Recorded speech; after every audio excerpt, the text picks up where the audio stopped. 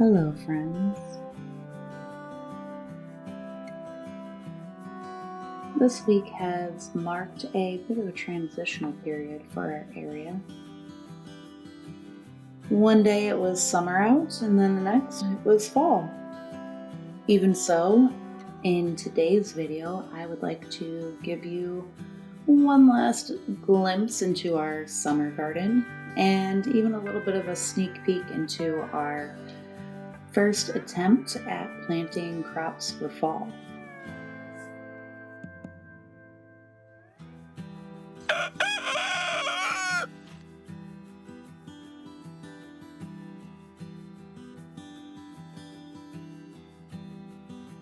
I don't share our garden very often.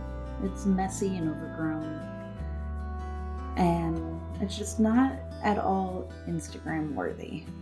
There are far more weeds than there are flowers.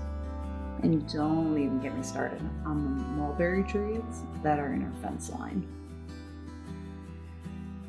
We live in a society that demands perfection just unnecessarily. Our tomato patch didn't need to be beautifully manicured in order to give us more of a harvest than we even know what to do with. Just like our chickens don't demand a $5,000 fully decorated brand new mansion in order to be happy.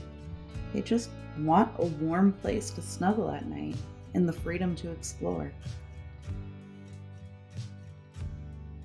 Perhaps in the end, that's all we really need as well.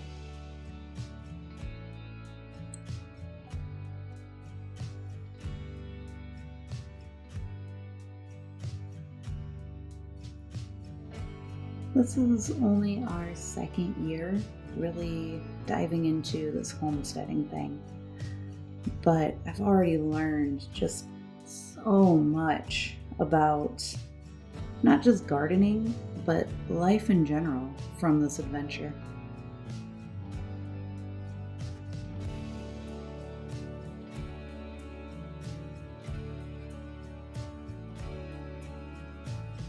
The one I keep going on and on about, good enough and done beats a picture perfect plan every time. If you sit around and wait until the perfect time, then you're never going to start.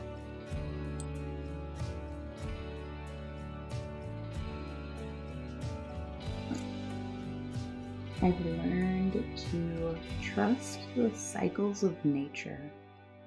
Every time I've planted something, I've had doubts that it would even grow.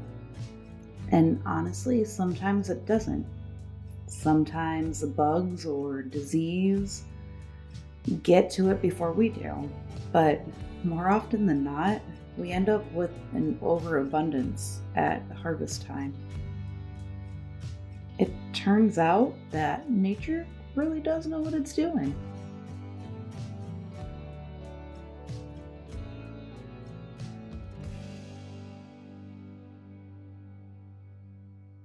Learn by doing. You can watch every video on YouTube ever created about how to grow the perfect pepper plant. But until you actually go out and plant that first seed, you're not going to learn anything at all. And that pepper plant is just not going to grow.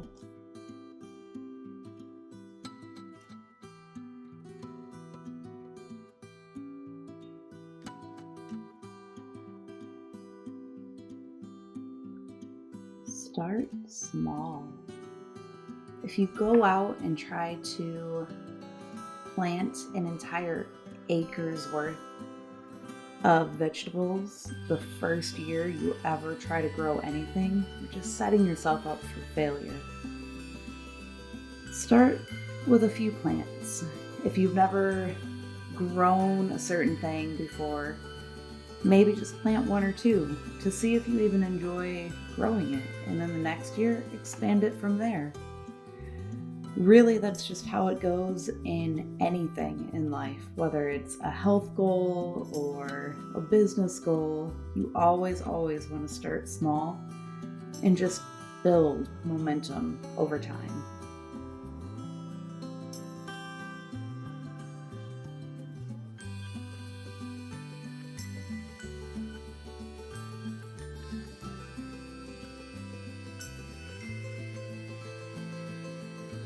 Fail big and fail often.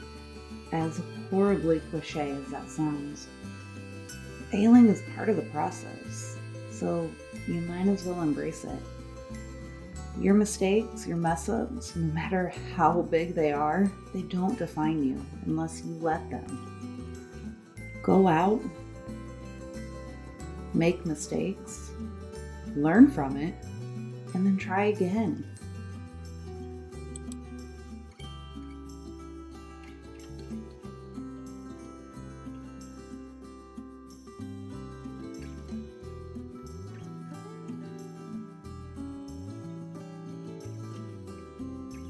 I'm planning on doing a whole video on this one in the very near future, but it deserves a spot in this one too. Live your priorities. You can claim all you want that you're committed to a goal, but if you are spending hours on your phone, on social media every single day, or if you check your phone before you get out of bed and check on your children, you might be lying to yourself about what your real priorities are.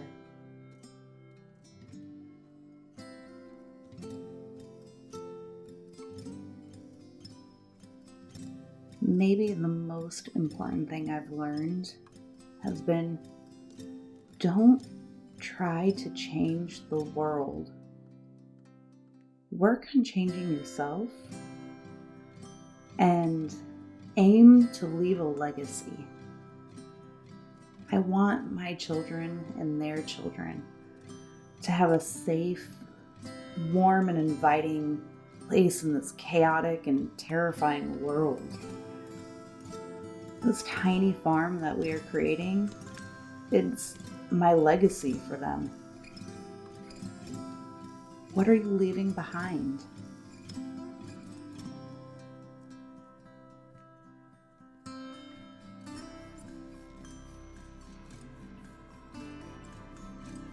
Don't forget to take time to enjoy how far you've come. Grab a cup of tea, sit outside, listen to the crickets, and watch the sunset. Enjoy playing games with your family, fetch with the dog, unplug, and just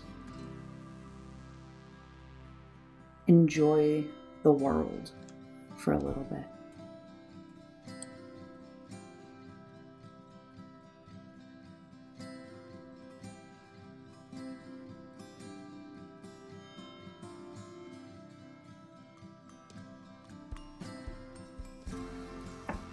Thank you for joining me today and watching this video.